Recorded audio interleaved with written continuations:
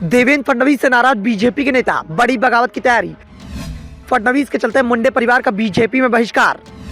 BJP के पूर्व दिग्गज नेता का फडणवीस को लेकर चौंकाने वाला खुलासा। गोपीनाथ मुंडे ने जिस नेता को आगे बढ़ाया, आज वही नेता उनके परिवार का सबसे बड़ा विरोधी बन चुका है। जिस नेता का विरोध महाराष्ट्र बीजेपी में हुआ था और गोपीनाथ मुंडे ने उसे अपनी कुर्सी सौंप दी थी। बीजेपी के पूर्व दिग्गज नेता एकनाथ खड़से ने इस बात का दावा किया कि 2013 में जब देवेंद्र फडणवीस को महाराष्ट्र बीजेपी का अध्यक्ष बनाने का फैसला हो रहा था तो मैंने इसका विरोध कर दिया था। खड़से ने कहा कि पार्टी हाईकमान तक मैंने बात पहुंचाई थी, फडणवीस बीजेपी को नुकसान पहुंचाएंगे, लेकिन उस समय महाराष्ट्र बीजेपी के दिग्गज नेता गोपीनाथ मुंडे ने फडणवीस के बचाव में आ गए थे। उन्होंने फडणवीस को अध्यक्ष बनाने का दबाव बना दिया था और मुंडे की इस मामले में चली भी थी। राजनाथ सिंह से कहकर उन्होंने फडणवीस के नाम पर पार्टी की मोहर लगवा दी थी, जबकि उस समय पार्टी अध्यक्ष राजनाथ सिंह ने खड़से से कहा था कि जो नाम वो बताएंगे उसे ही महाराष्ट्र का बीजेपी अध्यक्ष बना दिया जाएगा। लेकिन बाद में मुंडे के चलते देवेंद्र फडणवीस महाराष्ट्र बीजेपी के अध्यक्ष बन गए। फडणवीस अप्रैल 2013 से जनवरी 2015 तक महाराष्ट्र बीजेपी के अध्यक्ष बने रहे। लेकिन आज देवेंद्र फडणवीस मुंडे के सभी एहसान भूल गए हैं। वो मुंडे परिवार को राजनीति में पूरी तरह से अलग करने में जुटे हुए हैं।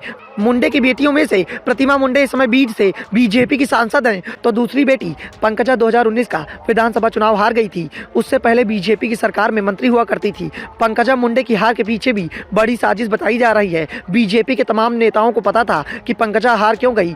जिस तरह से मुझे हराने के लिए बीजेपी नेताओं ने काम किया था, वैसे ही पंकजा के साथ भी किया गया था। खड़से ने इस बात का दावा कर दिया कि मुंडे परिवार को बीजेपी के अंदर अघोषित बहिष्कार का सामना करना पड़ रहा है। पार्टी के अंदर होने वाले कार्यक्रमों की सूची तक परिवार को साझा नहीं की जाती। खड़से ने इस बात का भी दावा कर दिया कि जब 2014 में बीजेपी सबसे बड़ी पार्टी के रूप में उभर कर सामने आई थी तो सीएम उम्मीदवार के पद पर वही सबसे बड़ा चेहरा थे। लेकिन बाद में फडणवीस को नेता चुन लिया गया। पार्टी हाईकमान का आदेश था, इसलिए मैंने उसे स्वीकार किया और फडणवीस को सीएम माना।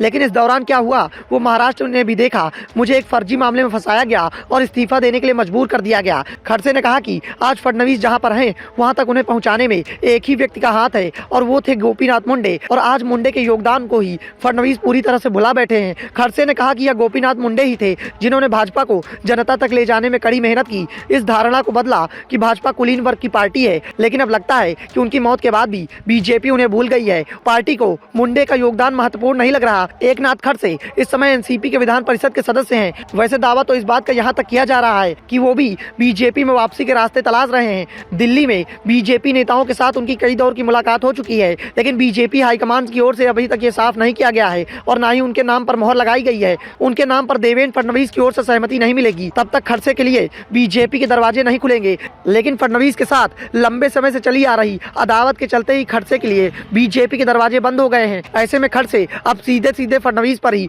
अपना निशाना साध रहे हैं। फडणवीस के साथ साथ उनके निशाने पर अब बीजेपी भी आ गई है। गोपीनाथ मुंडे ओबीसी के बड़े नेता थे और दावा किया जाता है कि बीजेपी को महाराष्ट्र के ग्रामीण क्षेत्र तक मजबूत बनाने में उनका महत्वपूर्ण योगदान था। गोपीनाथ मुंडे और प्रमोद महाजन की मदद से ही बीजेपी को महाराष्ट्र में मजबूत होने में मदद मिली और वो राज्य की सबसे बड़ी पार्टी बन गई। पीएम मोदी ने भी पहले कई बार ये कहा था कि अगर मुंडे होते तो महाराष्ट्र की चिंता करने की जरूरत ही ना पड़ती। Bureau report, the Dhakad news.